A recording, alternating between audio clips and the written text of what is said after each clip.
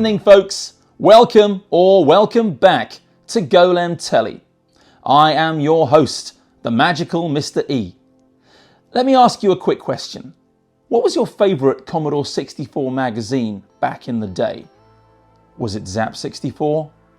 Yeah, mine too. And you may recall that the best issues of Zzap 64 were always the Christmas specials. I've got one right here. You want to take a look with me? Of course you do. This is the 1986 Zzap 64 Christmas special, and it is a whopper. We don't have any time to lose. Let's take it over to camera 2 right now. Let's stick it under the retroscope and let's zoom in together. All right, everybody, here we go then. It's the big one. The Zzap 64 Christmas special 1986/1987, otherwise known as issue 21. It's got a cover price of £1.95. That's quite expensive, but you do get an awful lot for your money. Let me explain. This month, you're not just getting the regular Zzap 64 issue. First of all, it's a sort of bumper, double-sized edition. And on top of that, you get another free magazine. It's the special Manic issue of LM. Now, that was a kind of a lifestyle magazine, and I think LM was actually intended to stand for Lifestyle Magazine, but they were also the initials of Lloyd Mangrum, a regular contributor, shall we say, to Zzap 64. And this was actually the launch issue of LM. I think it only ended up running for something like 5 or 6 issues, so it was short-lived. It didn't do too well, unfortunately. It was a bold experiment, but credit to the Newsfield team for trying something new. They were already riding the crest of a wave with Zzap 64 and Crash and Amtix as well, so it made sense that they wanted to try something else. But anyway, let's take a closer look at what we've got here. The two magazines were bound together with this, what do you call that, a band? Yeah, I guess so. And let's try sliding it off, shall we, and seeing how it all fits together. Take that off very carefully. These magazines are very old now. I've looked after them. Anyway, there you can see there is Zzap 64 and there is LM. So that's what you're getting this month. January 1987, complimentary copy. I'm going to save this for another Golem Telly show because I think it deserves its own show, don't you? In fact, I've got all the issues of LM that were ever released, so I would imagine they're quite hard to find, in fact. But anyway, I have them all. And look, I'm going to be doing Golem Telly for years and years and years, so we'll get through them all eventually. And we'll get through all the issues of Zzap 64 as well. That's the plan. Just pop that down there for a second. Take a closer look at the cover of Zzap 64 itself before we dive into the magazine. There we go. Is that straight? Yeah, pretty much. I love this cover. It's another Oliver Frey classic. There you can see his name in the corner, almost hidden behind this bit of holly. And you can see Gary Penn and Julian Rignall, the main reviewers. Here's Paul Sumner, the legendary Paul Sumner, the mythical Paul Sumner, the non-existent Paul Sumner, frankly. And over here, who's that, you're wondering? Well, that is a lucky chap who won a competition to be featured on the front cover of Zzap 64. I don't know his name. I think it might mention it in here, but we'll take a look and find out. Love this stained glass window over here. There's Rockford and Thing on a Spring. I can't remember the name of this guy though. Maybe it'll come to me, but feel free to remind me in the comments anyway. And as you can see, they're all clutching copies of this month's Zzap 64 Christmas special, along with their copies of LM. Over £9,000 worth of prizes, including a Gauntlet arcade machine. Well, I mean, talk about appropriate. You see this? Underneath this Gauntlet dust cover is my Gauntlet arcade machine that I had custom built a few years ago. And it's gorgeous, but that also is for another time. Tonight, it's all about Zzap 64. So, what's in store for readers this month? And by the way, there are an awful lot of readers. Check out these ABC figures here. 59,356 readers monthly. That is pretty amazing. The editor by this time was Gary Penn, and the staff writers included still, of course, Julian Rignall, but also Richard Eddy, Sean Masterson, Lloyd Mangrum. And the festive features, look at all the snow, by the way, isn't that lovely? Festive features for this month. The Zzap lads, inside leg details on the personalities behind the faces under the spiky hairstyles. You're going to get to find out a little bit more about Gary Penn and company. Denton Designs Revisited, rumours of a split send Julian Rignall scurrying up to Liverpool. Desert Island 5 1/4, we discover what famous programmers couldn't do without on the hackneyed scenario of a tropical island. Rockford here will be rounding up the major events of 1986. And what else have we got here? The Zzap Readers Awards. Vote for the best of 1986. And finally, the Zzap Scrapbook. All those embarrassing photos from the archives. Normal bits include Zzap Rap, Zzap Tips, Zzap Charts, and the art gallery there, Newsflash, etc. You get the idea. We've been here before.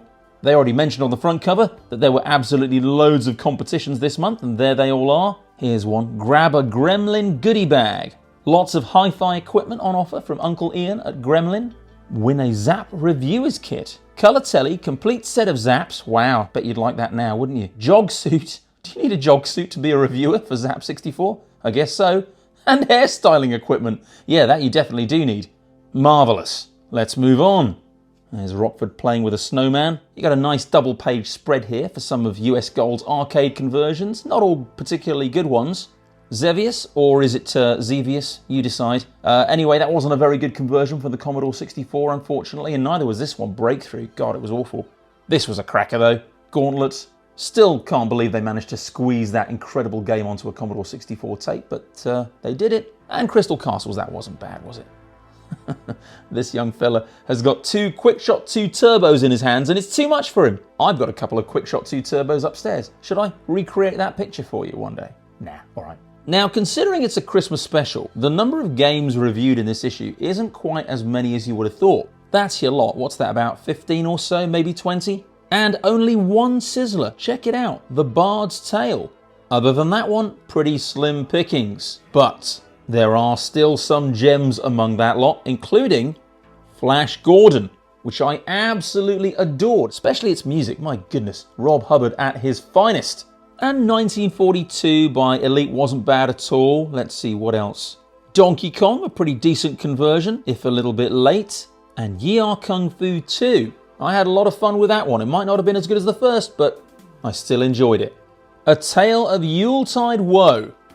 What does Gary Penn have to say here? I suppose it had to happen. An issue without a Sizzler or a gold medal. Apart from The Bard's Tale. Christmas is just around the corner, and so much exciting software was promised. But as I write, the end of November is rapidly approaching. None of it is complete and won't be ready for several weeks. Most disappointing. As I recall, the February 1987 issue was the snowed under by software issue, right? Where the front cover was just a snowy wilderness and the magazine was absolutely packed full of brilliant games, including some Sizzlers. I can't remember if there were any gold medals as well, but they certainly made up for the lack of games in this issue with the following month's avalanche of amazing games. Yeah, here we go.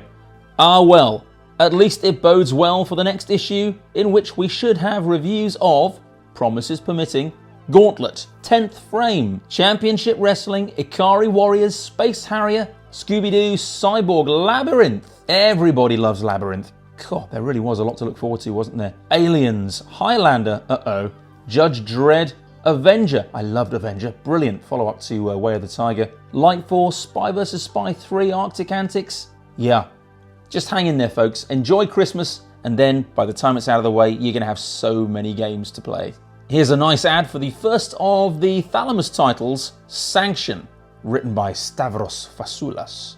Also with amazing Rob Hubbard music, as I recall. And as you may remember, this was the software arm that was founded by Newsfield, the people at Newsfield. So you've got your Oliver Frey artwork on the cover. There were some cracking games that followed. Armorlight and Delta in particular spring to mind. They were amazing shoot-em-ups, but Sanction was a goodie, although it had this strange sort of split screen thing going on where you could see the side-on view and a top-down view as well. That wasn't particularly helpful. If they just kept it as a side-on shooter, I think it would have been perfect. So here's Zzap Rap, loads of letters this month. Subscribing to Zzap 64 really screws you up. Yeah, that's a bit of a parody of those anti-drugs ads. Do you remember? Golden Bias. Dear biased reviewers, why are US Gold's games always given a good review? I don't think they were, you know. Is it because they are distributors of Newsfield's new software company Thalamus? Or is it because you like to get people to waste their money on crappy games such as Infiltrator, Supercycle, and Beyond the Forbidden Forest? Hang on a minute, Supercycle was good. Please print this letter because I am sure that lots of other people would love to know why you are so biased towards US Gold. Dominic Sabatini, Jordan Hill, Glasgow. I mean, I wouldn't even credit that with a response, frankly, but what did they say? None of those reasons, Dominic. We aren't biased towards US Gold. If you look back through your Zzap collection paying a little more attention, you'll discover that US Gold have had a poor ride on occasions. Look in issue 15, for instance. New York City, 40%. Moon Shuttle, 13%. Neutral Zone, 9%. And World Cup Carnival, 11%. Yeah, that was pretty terrible, wasn't it? If we were favouring US Gold, we might have done better to run a competition for World Cup Carnival and avoided reviewing it, as was the case in another magazine. Ooh, handbags at 10 paces here. There was a lot of pretty serious rivalry going on back then, wasn't there? People weren't happy.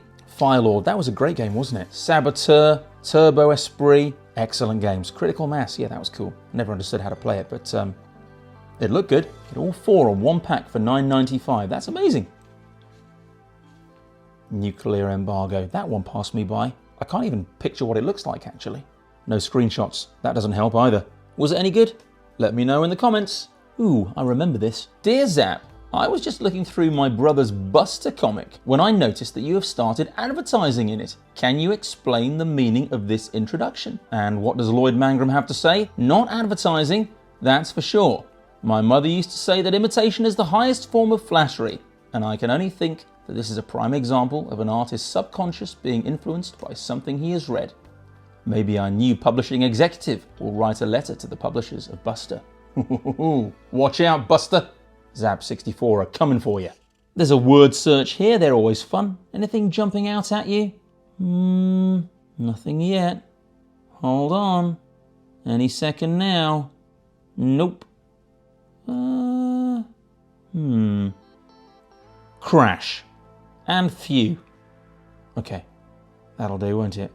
So here's the first review of the month, and it's Super Huey 2. I mean, 89%. They could have given it 90%, couldn't they? And bumped it up to a Sizzler just to brighten up the magazine a little bit. I mean, they all seem pretty happy, don't they? They've all got their smiling faces on. I found Super Huey 2 slightly disappointing at first, as the UH2X isn't as easy to control as the UH1X. And on the whole, it doesn't feel as exhilarating to fly as its predecessor. However, Super Huey 2 does feature 6 detailed and demanding missions, compared to Super Huey's 3, which are far more absorbing and provide a greater lasting challenge. Not a vast improvement over the original, more of a step sideways in fact, but definitely worth a look if you enjoyed Super Huey or like a decent simulation cum arcade game. Overall, 89%, one of the best flight simulations available on the 64 today. An essential buy for any budding pilot. Yeah, come on, they could have given out a Sizzler, couldn't they? 90%, would it have killed them? I don't think so. Aha! Now, Flash Gordon, one of my faves. Absolutely amazing value for money on this one because you actually get 3 games in one. Now you can actually find this game on disc in another form, and I think you'll have to fill me in on the gaps here, folks. In America, it's called Captain Zzap. Now, is that because there's some kind of licensing issue? Is it because Captain Zzap was a game before it was converted and then rebadged as Flash Gordon? I don't know. Either way, I do remember that the Alex Raymond artwork that they use for the loading screen for Flash Gordon in the UK version, to change it for the American audience for the Captain Zzap release. Oh, and by the way, it's spelt Z-A-P-P rather than Z-Z-A-P, so it's nothing to do with Zzap64. But yeah, they gave the character of Flash Gordon a moustache in that loading screen. It's a shame there isn't a picture I can show you, but look it up and you'll see what I mean. Anyway, the game itself was brilliant. There was a sort of a jungle adventure where you had to leap over chasms and dodge enemies and all that kind of stuff. And then you had this 3D bike section, which was okay. I mean, it wouldn't have stood up as a full price release on its own, or even as a budget release on its own, but as a 1 game out of 3 diversion, it was amazing. And then you finished up with this one-on-one fighting game style thing as well. So it was brilliant. What did Julian Rignall have to say? This is a really neat budget title which comprises an arcade adventure, a mini beat-em-up and a shoot-em-up section. All the different parts of the program are very good, and even though they're all loaded in separately, it doesn't detract from the game at all. The graphics are pretty good on the whole, and the sound is really great, with brilliant Rob Hubbard title screen music and in-game soundtrack. It really is good, actually. Go and have a listen to it. You can find it on YouTube easily enough. Just type in Flash Gordon Commodore 64 music and enjoy it. And there's an ad for Donkey Kong. Again, this was, a 1982 arcade machine, so the fact that it was coming out for the Commodore 64 and a few other machines around about the end of 1986, well, they took way too long, but still a good game. Terra Cresta there, brilliant vertically scrolling shoot-em-up. Now here's that section on the Zzap lads. Get to find out a little bit more about your reviewers. There's Gary Liddon. He was very young, wasn't he? Born in 1967, and this was of course 1986, so he was only 19, blimey. Games that he likes: The Sentinel, because it is. Encounter, it's totally dextral. Robotron 2084, it was amazing for its time. He likes the Knucklebusters main theme. The Parallax music, it's great. As Brian Eno once said, music should be like furniture, and this is. What does that mean? He likes Animals by Pink Floyd, especially Dogs. It's real. And he's a big fan of EastEnders, especially the Omnibus edition. Michelle really worries me the way she's running her life, so I just have to watch it every week. How about Richard Eddy? He likes Spin Dizzy, Trapdoor, Boulder Dash, Purple Turtles, Collapse, and the Eidolon. I like the Eidolon too. As well as the Knucklebusters main theme also, he likes the Pogues. They remind me of my art college days, and he likes the Rocky Horror Show soundtrack. Tim Curry is amazing. Burning ambition to marry Piranha's Mandy Cahill so we could present Play School together.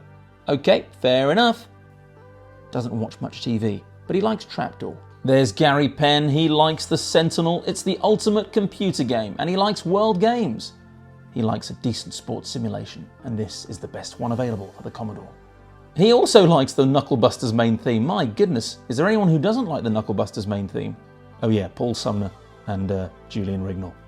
Films that Gary Penn likes: Amadeus, Ghostbusters, Blade Runner, but he was really disappointed with Aliens. Awful. The original film was much better.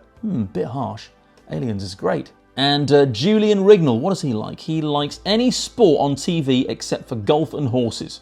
And his favourite movies are Brazil, Aliens. I'm sure he had some interesting discussions with Gary Penn about that one. Any Eddie Murphy film, especially Trading Places, Beverly Hills Cop, 48 Hours, and Back to the Future, and 2001 and 2010. Oh, I like 2010. It's underrated. This looks like an interesting feature. Art for art's sake, money for God's sake. When the original Imagine bubble burst back in the summer of '84, the company's employees became redundant overnight. From the ashes and confusion rose a phoenix, Denton Designs, a programmers cooperative set up by Ali Noble, Steve Kane, Graham Kenny Everett, John Gibson and Karen Davis, essentially the team which worked on Imagine's ill-fated mega game. The company produced a number of innovative games, including Shadowfire and Frankie Goes to Hollywood. Brilliant game. And quickly earned a reputation for original high-quality software. Early this year, the jungle drums of the software industry beat out a rumour. The Denton Design team was breaking up. Apparently, the founder members had peeled away from the company to pursue their own interests. So what did happen to Denton's? Julian Rignall travelled to Liverpool to find out what went on and what's going on. That's a nice picture, isn't it? Everyone who was in the Canvas offices at the time crowded round Kenny's Star Trek demo on the Atari ST. Is that a Christmas jumper? Kind of is. I don't have a Christmas jumper. Do you? Never had one. Maybe this will be the year. There's The Great Escape, and that was better on the Spectrum than the Commodore because it was very slow on the Commodore, as I recall. Good looking game, but ruined by the lack of speed. Wow, look at all this cool gear you could win. A software wardrobe, and a host of other goodies too. You've got caps there and tapes and some posters here and t-shirts. The Rocky Horror Show, Crash, LM, the Eidolon. Cool gear, right? Biggles, Piranha, Bubble Bus. Fantastic. It could be a walking ad for retro gaming. Here's the Desert Island 5 1/4 section. Let's see, Archer McLean, Sadly, now departed Archer McLean. He's only ever written 2 games, Drop Zone and International Karate, but he has the ego of a man who's written at least 100 times that amount. Okay. What games would he take with him? He'd take Paradroid. I just really like it. It's a straightforward game which puts you in a surreal situation with a real feeling of being there. Mercenary, a damn good game. Yes, it is a damn good game. I love it. I have to play it again soon, I think. Boulder Dash, great fun solving the problems. Any Infocom adventure, they talk back to you. And International Karate, why not? Why not indeed? What utility would he take? I don't use the utility on the 64, everything I do is on the Atari. Now, what book would he take with him? A Tom and Jerry annual. I mean, what's life without Tom and Jerry? That, or Principles of Interactive Computer Graphics, 2nd edition, by Robert Sproul and William Newman. It's a graphics bible. Okay, give me the Tom and Jerry annual, please. What luxury item would he take with him? A toss-up with Linda Lusardi, a telephone, a pair of sunglasses, or a drinks machine. Some fantastic Gremlin graphics games there. Well, I mean, I'm particularly interested in this one, Avenger. That was one of my favourite games for the 64. A Gauntlet-style follow-up to The Way of the Tiger. I keep banging on about it. I'm sure I've mentioned it about 5 times already since Golem Telly kicked off a couple of months ago, but what can I say? I like it. Trailblazer was great fun as well, though.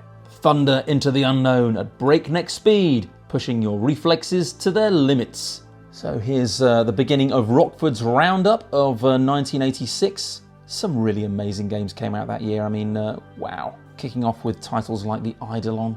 That really was something special. There it is on the front cover of the February 1986 issue. That's the previous year's Christmas special. Do you remember that one? Little computer person there and Rockford sitting at the back. You can just about make out Gary Penn and Julian Rignall outside in the cold, peering in through the window at the cosy scene inside. Looks like there were reviews of Mercenary and Uridium round about March that year. That's Zoids out in April. Great cover there. Always reminded me of the Duran Duran Wild Boys video. Remember that one? There's International Karate in June and the July issue with Leaderboard. That's one hell of a cover. There's the August issue with the amazing Green Beret cover. I have the original artwork for that upstairs. I'll have to show it to you one day. It's gorgeous. Some amazing games though that autumn. You had, as well as Green Beret, you had Split Personalities there, Ghosts and Goblins, my goodness. That issue of Zzap 64 I remember taking on holiday with me. What was it, the September 1986 issue? Yeah, Night Games on the cover. No, wait a minute, it wasn't that one. It was that one. That was the one that had the review of Druid in, I think. Hang on. Let's find out. Yeah, just missing the laurels came 3 very different games. Firebird's Druid, 88%, was obviously based on Gauntlet, and while not an essential buy, well, hang on, I beg to differ, was still worthy of attention. Druid is amazing. You all need to get it and play it and love it the way I do. Oh, this is a terrible cover. All they did, I don't know what was the problem that particular month. They ran out of time, but they just made a collage of previous covers of Zzap 64 and stuck them on the front cover of, what was that one, November 1986? Yeah, bit of a letdown. But made up for it with that one, didn't they? December. The warrior bursting through the front cover there. Here's Tomorrow Night. I haven't got time to read through all of this now, but just so you know what it's all about. Mel Croucher begins a long-running saga detailing the adventures of a fast food sales being of the future. Tomorrow Night. Did you get it? Tomorrow Night? Throughout 1987, Tomorrow Night's adventures will grace the pages of Zzap, but seeing as it's Christmas, there's a double dose to get you going. I feel as much affection for her as is possible for a neutron bomb to feel towards its pathetic human victim, and resolve to help her. Okay, well written. Tum-ty-tum-ty-tum. Here's a chance for you to get those back issues, but oh dear, issues 1, 2 and 3 are now out of stock. So you have to start from issue 4, which is exactly what I did in fact. The first issue of Zzap that I ever bought was issue 7, and I went back and ordered all the back issues that were still available. And that was just 4, 5 and 6. I missed out on the first 3. I never actually owned them until many years later. But I got there in the end. Anyway, from that point onwards, I never missed an issue. World Games. I mean, what a masterpiece. You thought that Summer Games 2 was fantastic, and then you thought that Winter Games was just as good, maybe even better, and then along came World Games, and it just blew everybody's mind. And even California Games after that, I think, was just as good, but maybe World Games is the best. Right, the Reviewer's Challenge. What's this all about? Okay. The Zzap scorelord has his say. For over 18 cycles, I have been orbiting Earth in my command module sent to this miserable, pathetic orb of a planet to discover whether indeed its puny organic life forms are ever likely to show any skill at the art of wielding the joystick. Oh God. On my home world, youngsters are trained as joystick warriors from an early age, and as their biocircuitry evolves and becomes keener of reflex, the better young apprentices enter the videodromes to perfect their skills at attaining high scores.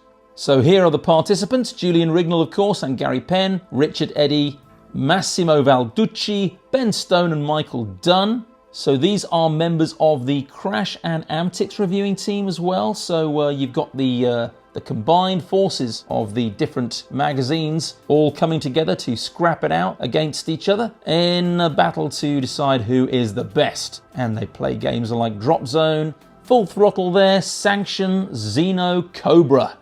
Oh my goodness, Cobra. Aim to score as many points as possible in 10 minutes. And it looks like they're playing the Spectrum version rather than the dreadful Commodore 64 version. Let's see how things ended up. Without doubt, it is Stone who deserves the accolade, smash or sizzle a crown as overall champion, not the revolting Rignall. 15 points for Stone, Julian Rignall and Gary Penn in second and third place, Richard Eddy propping up the rest with only 6 points. Look how young he looks in this picture. How old was he? What, 15? Final words must go to Richard Dick Eddy, explaining his magazine's loss of honour. I just don't play games. That's all there is to it. What? Unless, of course, they are cute and cuddly games featuring large, cute, colourful creatures. Ha! He makes my lubricant filters clog. Alright, good stuff.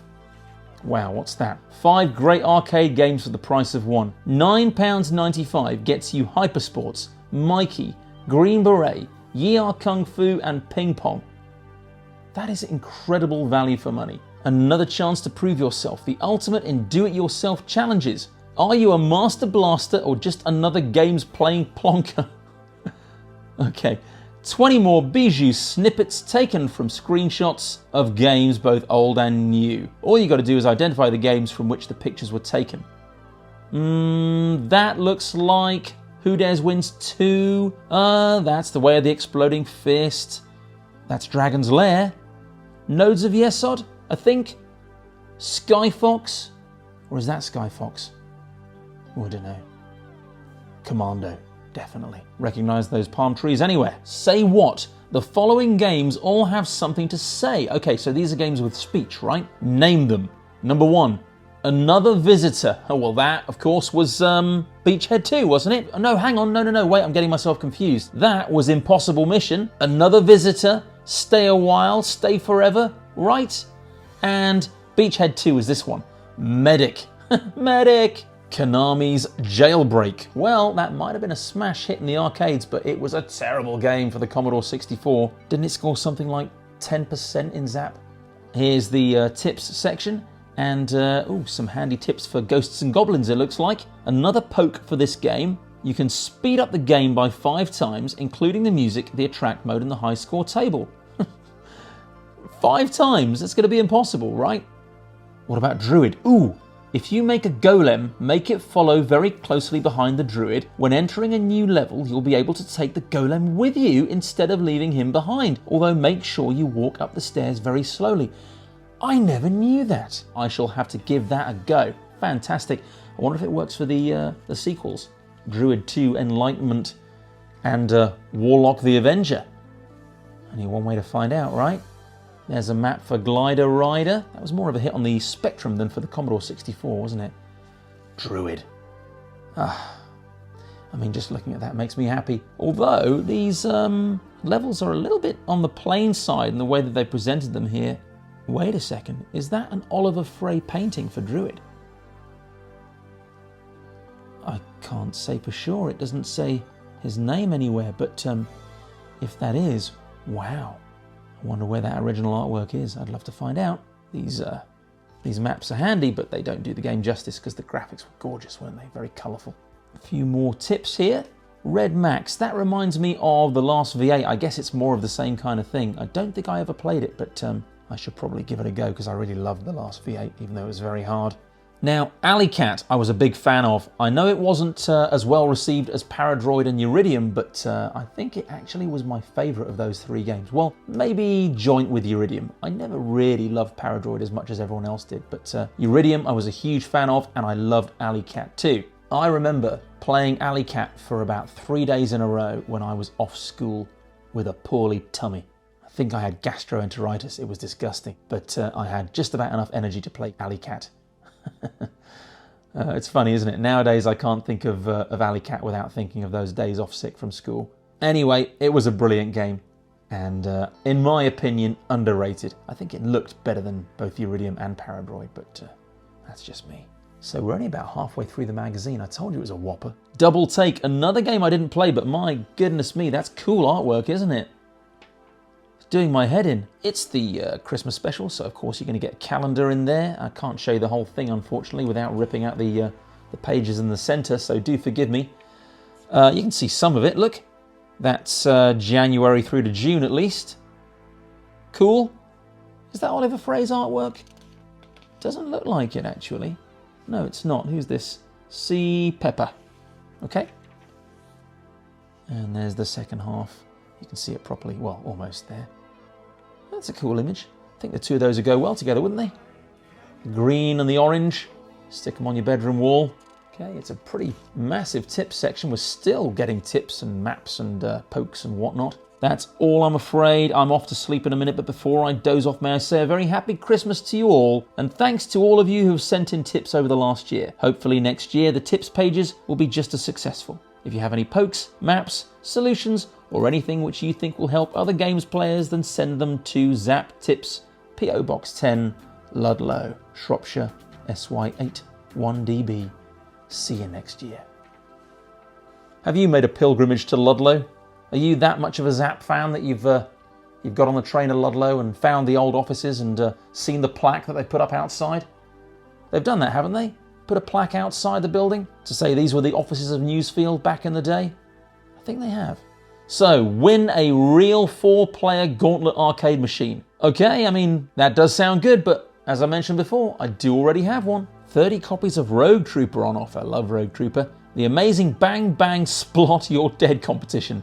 Part 2, the saga continues. The Reader's Army needs you. A little while ago, Piranha sponsored a competition for Strike Force Cobra in which readers had the chance to spend a day having fun playing Combat Zone. Now they've gone and released Rogue Trooper based on the famous character from 2000 AD. You have to fight your way across Naught territory on a quest to collect tapes that will help put your biochip-based comrades, Bagman, Gunner and Helm back into bodies. To celebrate the launch of the game that Design have been working on for Piranha, the delectable Mandy Kehoe has decided to hire a whole Combat Zone for a day in the half-term holidays next spring. This is your chance to deal a painty death to the egos of the Zzap reviewers. The guns used in Combat Zone fire paint pellets, and when someone is hit with a splodge of paint, they have to lie down, doggo, and play dead.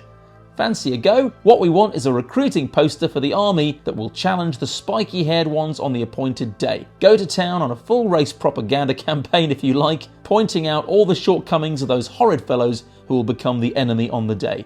Mention their track record of minion abusing if you like, or the unrealistic size of their egos. Just make them out to be a mean and nasty bunch so that any passing pedestrian will be immediately inspired to do his or her duty and sign up for the conflict. The best 2 recruiting posters will win their propaganda artists the chance to participate in the Ego Wars. 30 runners-up get to collect a complimentary copy of the game Rogue Trooper. That's a cool competition. You've got the Readers Awards here. Vote for the best games of the year. What are the options? Okay, best overall game, best platform game, best shoot 'em up, and so on. Yep, you got to fill it in, cut it out, send it across to Newsfield, and the results will be published in due course. CompuNet page, little bit on the technical, dare I say nerdy side, even for someone like me. Let's not hang about, let's get out of here. Although that does look quite cool. Warhawk. I liked Warhawk. That was, Firebird, I think. I don't remember if that was the loading screen for it. I guess it must have been, yeah. And what's this? The Bard by Cass. Okay, that probably looks better when it's moving. Dark Scepter. Hang on, that never came out for the Commodore 64, did it? No, Spectrum only. So what's it doing in Zzap 64? How weird. Okay. Maybe some Commodore 64 owners also had a Spectrum in the house, but kept quiet about it. Here's the Reader's Charts for January 1987. Top of the leaderboard is Leaderboard. That's convenient, isn't it? Super Cycle in at number 2, Green Beret at number 3, Ghosts and Goblins, International Karate. I've said it before and I'll say it again. What a list of games. We were so lucky. And the music top 10. Oh yeah, they were raving about Knucklebusters earlier, weren't they? I don't actually know how that one goes because I never played the game. I don't think it was meant to be very good, but maybe I missed out. Miami Vice, yeah, great music. Parallax. War was also great. I liked that one. It was very much like Iridium, but not quite as good, but still very good. Phantom of the Asteroids. Phantom, thank you, not Phantoms. And yeah, also fabulous music. Green Beret. Da-da-da. Do-do-do. Remember the dirge? Do-do-do. Da-da-da. All right, I'll stop. Sylvester Stallone. Cobra. Crime is a disease, and he's the cure. They never did make another Cobra movie, did they? Is it too late? He's 77 now. Last Blood was 5 years ago now, but he was holding his own in that one, wasn't he? Considering he was, what, 72? I hope he carries on making movies and TV shows for another 10 years at least. I love Stallone. There's the mail order section. That's always been there. Oh, here's this month's one and only Sizzler, The Bard's Tale. I must confess, I was never a fan of these role-playing games. They all looked too similar from the screenshots, but I don't know, maybe I missed out. 94% according to Sean Masterson. What's the verdict? It's addictive, sorry, I'll hold it still for you. It's addictive and actually fast to play once you've got used to the keyboard controls. There are a few of these, but never so many as to become unwieldy, and that's good implementation. I suspect that the game will be more successful than many of its predecessors. There is enough in the game to last several months at least, and it's very easy to get lost in Skara Brae. Alright, I'm curious, maybe I'll give it a go one day, but not yet. Oh, The Colour of Magic. 74%. It's a good adventure in spite of, and not just because of, the gimmickry. Takes fantasy adventuring into the hitherto little explored regions of Discworld, and I think most people will enjoy the trip. Okay. Here's Bugsy. CRL were famous for doing these funny adventures. Well, not only funny ones, they did serious ones too, like Dracula. Didn't that have an age rating on it or something like that? It's one of the first games to actually have a 15 rating. Yeah, there we go. CRL have taken their latest game to the Board of Film Censors, resulting in a classification restricting the sale of the game to people aged 15 years and older. I mean, really? Okay, fair enough. Some adventuring tips, if you are that way inclined. 50 copies of Yi Kung Fu 2 must be won. Ooh, we haven't got to the review of that one yet, have we? So that must be coming up. So you've got to answer these, a bit like a crossword. What's number 10 down then? Lee's first game. Okay, so Lee from Yi Kung Fu. That must be Yi Kung Fu. Okay, not too challenging there. An ad for Peter Shilton's Handball Maradona. I met Peter Shilton once at my cousin's bar mitzvah. He was the special guest. And he signed a picture of himself for me. That was nice of him, wasn't it? Subscribe to Zzap for 1 year and get one of these stunning new games free. But you cry between sobs, I'm already a subscriber. Well, never ye fear, we haven't forgotten you. Oh no. If you subscribe to Zzap, you can buy any one of the 3 groups of 3 games here for only $19.98. Okay, buy 2, get 1 free. That's fair enough. Oh, wow. BMX. A BMX. I always get excited when I see a BMX. Although this doesn't look like a particularly impressive one. Saxon? Never heard of them. Any good? Are Saxon the Bush of BMX manufacturers? Dear old Ollie Frey there. I hope he and Roger are producing some fantastic magazines in heaven so that when we all get there we've got something to read. Okay, Martek, yep. Tarzan. I love anything to do with Tarzan. I'm a big Tarzan fan. Although I don't think that game was that good. Uchimata though, that was quite good. Very serious. judo simulation. This is by Doc, and it's Judge Dredd. Justice is in the eye of the beholder. So there's Bobby Bearing from the edge. That was good, but tough. And Shaolin's Road, how would you pronounce that? Paris in the Springtime, Weekend Break for 2 on offer from French software house Infogrames. Do you like my pronunciation there?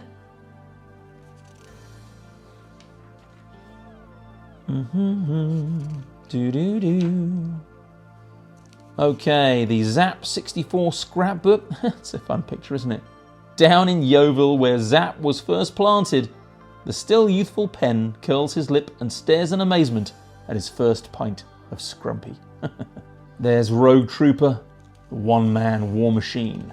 Classic bit of Rogue Trooper artwork there. I'm sure that was on the front cover of one issue of 2000 AD. Can't remember which one. I'll have to check. Okay, newsflash. Catch a double dose from Hewson's. Yeah, they did a twin pack, didn't they? Paradroid and Uridium on one disc. Avenger, the follow-up to Way of the Tiger, will soon be available on the 64. Yet another variation on the martial arts theme, but completely different to its beat-em-up predecessor, and more of a cross between Gauntlet and an arcade adventure than anything else. Should be released early next year. In the meantime, some screenshots to muse over. Yeah, it was a lovely game. Really enjoyed that one. And time for a few last reviews. Crystal Castle's not doing very well, 45%. And Julian Rignall, I love the arcade game, and yes, he really did, because on the back of the box, of the inlay for Crystal Castles, there's a ridiculous Julian Rignall quote where he talks about how utterly astonishing and wonderful Crystal Castles is. Anyway, what does he say here? I love the arcade game. It requires a brilliant combination of technique and reflexes if you are to complete it.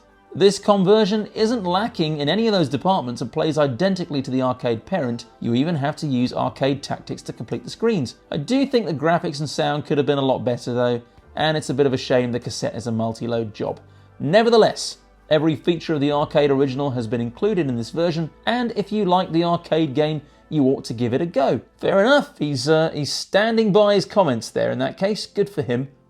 The other two, not so sure. Crystal Castles, says Richard Eddy, is little more than a glorified Pac-Man, only with trees that run around trying to kill you instead of ghosts. Ridiculous.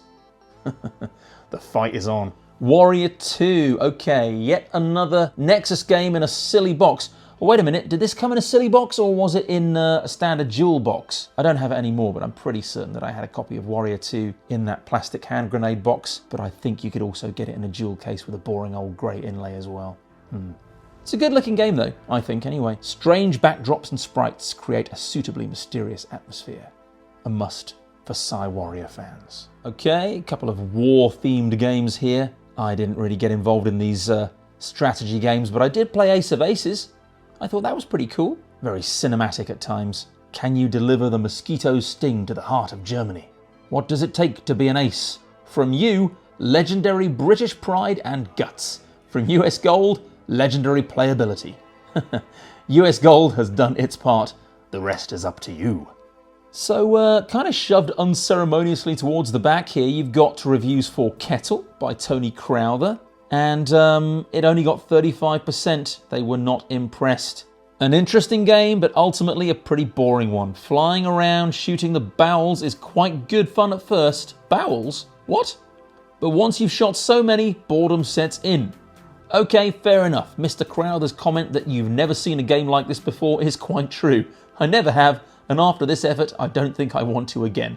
The concept is there, it's just that it hasn't been developed to its full potential. Apart from the jazzed up Polly Put the Kettle On music, it's basically a poor product, and you wouldn't catch me splashing out £9 on it. As for Ye Are Kung Fu, look, they gave it a respectable 75%, which I think is fair. What's Paul Sumner got to say? There is one positive thing that can be said about Ye Are Kung Fu 2. It's better than its predecessor. Controversial, the original's a classic. That said, the gameplay is still fairly run-of-the-mill with very few moves available. I think these guys have been spoiled on the likes of International Karate, that's the problem here. Ye Are Kung Fu is proper arcade action, and all the better for it, I think. There we are, Julian Rignall. Overall, it's an enjoyable game, more difficult and challenging than the first, and well worth looking at if you liked its predecessor. We're almost at the end, guys and girls. It's page 182 and 183 already, and still about a dozen pages to go from what I can see here. Panther, okay, 73%. Yeah, I did play that back in the day. It wasn't particularly exciting. Donkey Kong, though. I mean, here's the big one. It's strange, isn't it, for a game as notorious and as beloved around the world as Donkey Kong to be kind of an afterthought here in this issue of Zzap 64. The arcade conversion getting 60%. Even though it's a pretty spot-on conversion, too much time had gone by, that was the problem. And of course there had been so many clones of Donkey Kong as well that the original arriving was no longer a big deal. People have been playing Donkey Kong for years already in one form or another. There we go, Richard Eddy says here, Donkey Kong games have plagued us since the beginning of time, but at last here's the real one, and it's a very pleasing conversion of the original arcade game. Okay, not visually or orally astounding, but it does have a great deal of playability, and if you're a fan of the original, like me, you'll love this conversion. If you want a Kong game, this is the one to buy. Well, yeah, it's a shame they didn't release it back in 1983, but better late than never. Anybody remember Camelot Warriors? Strangely reminiscent of Elidon, Camelot Warriors is yet another bog-standard arcade adventure. Why it's $9.95 is a complete mystery to me, nothing to do with its quality, that's for sure. Steer clear and stay happy. Good advice. Ocean. Opportunity knocks. How rich do you want to be? We are looking for people to work in the fields of game design, graphic animation, program coding and related skills either directly as in-house personnel or on a freelance basis. If you have talent and dedication, then Ocean, with its resources and international connections, will bring the fame and fortune you deserve. Okay. Just got to go back in time, and it's a done deal. Legend of Cage. Ooh, another arcade conversion from Imagine Software. Oh, here's that nuclear embargo game. It looks a bit on the dry side, but they seem to like it. Look, 85%. Not a brilliant program, but very original and enjoyable to play. Gary Penn says it's not an exceptional game, but it's highly original and offers plenty of challenge. There are a few derivative features within the program, like the mastermind-style code-cracking bit inside the pyramids, but I've never actually seen a game quite like it, which might explain why it took several plays to convince me of its qualities. This is the second quality release to appear from Micropool. Hopefully, they can keep it up. Wow, Star Soldier, I don't remember this one either, do you? Star Soldier from Quicksilver? A new breed of men. Space mercenaries go anywhere for the right money. With 100 planets to choose from and a variety of mega weapons, the Star Soldier is interested in only one thing: money. And he kills for it. That looks like a terrible Green Beret ripoff, doesn't it? Yep, Bazooka Bill is a little more than a poor man's Green Beret. Graphics are crude, blocky and badly designed. Probably the most laughable occurrence is the point at which Bill's hand becomes disjointed from his wrist as he fires. Oh dear. It doesn't stop there. When holding a gun, his hand swells to the size of his waist. There's no excuse for this shoddy workmanship. It's a clone of Green Beret, echoes Julian Rignall, only it has pathetic graphics and doesn't play anywhere near as well. The graphics are truly awful. When he punches, his hand comes away from his body and his aeroplane looks like it's been designed by a 3-year-old. The only thing that brings you back to play it is to find out whether things get worse. They do. Don't waste your money on it. Seems to be a common theme here. Don't waste your money on this, don't waste your money on that. Okay, there's 1942. An average conversion, what do they say? An uninspiring conversion, all right. Paul Sumner says, I must admit, I used to hate the arcade version of 1942. I just feel sorry for it now. It must be really embarrassing to look so dire on the 64. Oh, it wasn't that bad. Continued on page 202. Ever get the feeling that comments and quotes that you read in magazines somehow don't quite reveal all the truth? Are somehow incomplete with the speaker cut off in his or her prime? Flipping through some Zzap back issues, we notice that one or two things seem to have been left unsaid. So maybe now's the time to say them. After over 18 months of referring to page 202, we finally get to print it by sleight of page numbering. Just in case page 202 doesn't appear for a while longer, we include some continuations that should fit any slots for 1987. Okay, I get it. Continued from page 8, issue 2. Haggis Eater. Anyway, what's so great about kilts? Continued from page 69, issue 31, which hasn't come out yet. This game is good. It makes me want to diet. Continued from page 5, issue 2. Learn how to play it properly and then ignore minor distractions as befits a serious game player and just keep on clocking up the points even if the cat's electrocuting itself in front of me. Okay, lollipop supplement. The quick blow method of wrapper removal. Yeah, this is how you do it, folks, in case you're not sure. This is like the how to play football section at the back of the Football 83 sticker album, isn't it? Oh, and if you haven't seen my show on the Football 83 sticker album, then you must check it out. Go on, check out my other videos and subscribe, please, while you're at it. I'd appreciate that very much. Okay, so how do you get this wrapper off your lolly? You deftly remove the wrapping sheath with a swift upward jerk.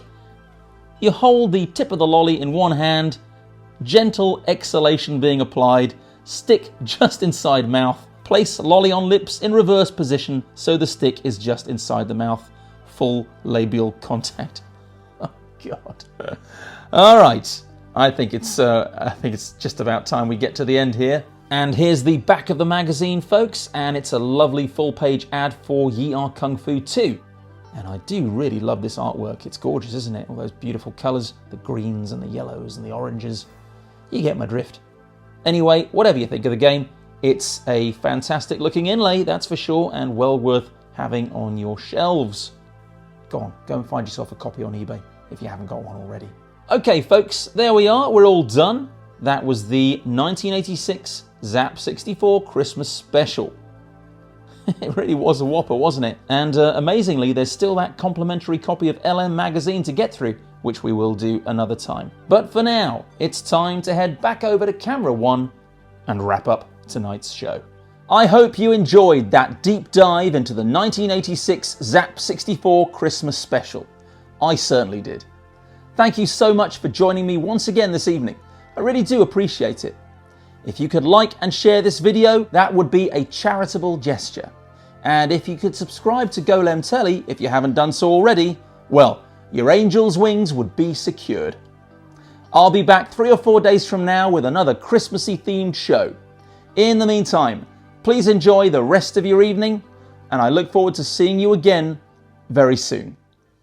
Evening shadows deep.